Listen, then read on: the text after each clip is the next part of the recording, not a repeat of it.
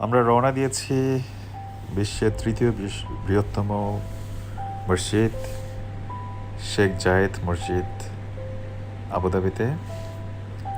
শেখ জায়েদ মসজিদ সংযুক্ত আরব আমিরাতের রাজধানী আবুধাবির অন্যতম একটি আকর্ষণ। প্রতি বছর লাখ লাখ মানুষ আবুধাবিতে যান এই মসজিদটি দেখতে। এত মানুষ মসজিদটি দেখতে ভিড় জমালেও শেখ জায়েদ মসজিদে রয়েছে এক ধরনের প্রশান্তি আর অদ্ভুত নীরবতা। সংযুক্ত আরব আমিরাতের বৃহত্তম এবং সবচেয়ে নান্দনিক এই মসজিদটি পর্যটকদের হতাশ করে না মোটেও। সারা বিশ্বের পর্যটকদের কাছে এটি কতটা জনপ্রিয় তার প্রমাণ ছোট একটি পরিসংখ্যান। শুধুমাত্র 2019 সালেই প্রথম 6 মাসেই প্রায় 40 লাখ দর্শক এটি দেখতে গিয়েছেন।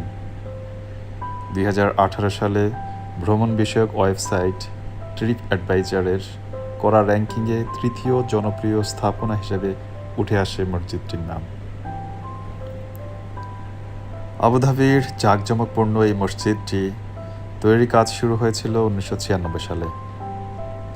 প্রায় $545 মিলিয়ন এবং 12 বছর সময় লেগেছিল এটির কাজ শেষ হতে।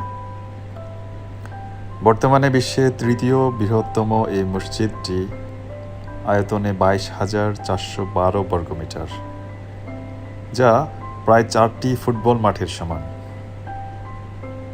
একসঙ্গে এই মসজিদে প্রায় 40,000 মানুষ নামাজ পড়তে পারেন। এছাড়াও বৃহত্তম হাতে বোনা কার্পেট, বৃহত্তম জারবাতি এবং বৃহত্তম গম্বুজের গিনিস ওয়ার্ল্ড রেকর্ডসে রয়েছে এই মসজিদের নাম। শেখ জায়েদ মসজিদ সৌন্দর্য দেখে যে কারো মুখ হা হয়ে যাবে এটা নিশ্চিত। 82টি সাদা মার্বেলের গম্বুজ, বাহিরে 1096টি কলাম, ভেতরে 96টি মণিখচিত কলাম এবং 7টি 24 ক্যারেটের স্বর্ণখচিত জারবাতি আপনাকে বাধ্য করবে এর সৌন্দর্যের প্রেমে পড়তে। বিশ্বমানের 38টি প্রতিষ্ঠানের প্রায় 30,000 কর্মী এই মসজিদটি তৈরির কাজ করেছেন।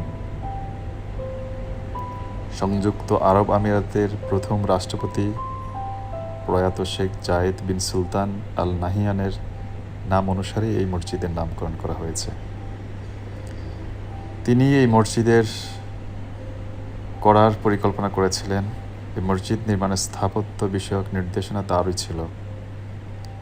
তিনি তার সমাধি এই মসজিদের আঙ্গিনায় করার ইচ্ছা প্রকাশ করেছিলেন। 2004 সালে তিনি মারা গেলে মসজিদের চত্বরে তাকে সমাহিত করা হয়। দর্শনীয় এই মসজিদটি স্থপতি ইউসুফ আবদেলিকি, তিনি সিরিয়ার নাগরিক ছিলেন। পারস্য, মোগল এবং মরিশ স্থাপত্যশৈলী তাকে অনুপ্রাণিত হয় এ নকশা করতে। ব্রিটিশ শিল্পী ও চিত্রকার কেভিন ডিন মসজিদের ভেতরের ফুলের নকশাগুলো করেছিলেন। একে তিনি জীবন বদলে দেওয়ার অভিজ্ঞতা হিসেবে বর্ণনা করেন। মসজিদটি দেখার জন্য কোনো টিকিট কাটতে হয় না। প্রতিদিন সকাল 9টা থেকে রাত 10টা পর্যন্ত দর্শনার্থীদের জন্য এটি খোলা থাকে। রাত 9টার পরে আর কোনো দর্শনার্থী প্রবেশ করতে পারে না। এই সময়সূচি ব্যতিক্রম হয় শুধুমাত্র শুক্রবার জুমার নামাজের দিকে খেয়াল রেখে এদিন দর্শনার্থীদের প্রবেশ করতে দেওয়া হয় বিকেল 4:30 থেকে। কোনো প্রকার ফি ছাড়াই একজন গাইড আপনাকে ঘুরিয়ে দেখাবেন এই মসজিদটি।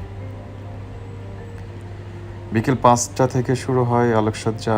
সূর্যাস্তের পরও এই মসজিদটিতে আলোকসজ্জা আপনার চোখ জুড়িয়ে দেবে। দিনের বেলায় দেখার থেকে সন্ধ্যার পর দেখা মসজিদটি সম্পূর্ণ ভিন্ন মনে হবে। একটি মুসলিম স্থাপত্যি এবং প্রার্থনার জায়গা হিসাবে এখানে প্রবেশের জন্য আপনাকে অবশ্যই পরিশালিত পোশাক পরিধান করতে হবে। নারীদের পা, হাত এবং মাথা ঢেকে রেখে এবং পুরুষদের লম্বা পোশাক পরতে হয়, যা তাদের শারীরকে ঢেকে রাখে। তাই মসজিদ প্রবেশের আগে বিনামূল্যে ঐতিহ্যবাহী পোশাক আবায়া সরবরাহ করা হয়। এর ফলে মসজিদে উপযুক্ত পোশাক খুঁজে নেওয়ার বিড়ম্বনা থাকে না। তো দেখতে থাকুন, মসজিদের আশপাশ ঘুরিয়ে দেখাচ্ছি আপনাদেরকে। আমরা আসলে গিয়েছিলাম আমাদের অফিসের কলিগদেরকে নিয়ে নামাজ পড়ার জন্য, পাশাপাশি মসজিদটি দেখার জন্য। তো টুকিটাকি কিছু ভিডিও করেছি আপনাদেরকে শেয়ার করার জন্য। আপনারা যারা আমার ইউটিউবের ফ্রেন্ড ফলোয়ার আছেন তারা হয়তো দেখবেন, দেখলে হয়তো ভালো লাগবে। তো ভালো থাকুন সবাই, দেখতে থাকুন। খোদা হাফেজ। আসসালামু আলাইকুম ওয়া রাহমাতুল্লাহ।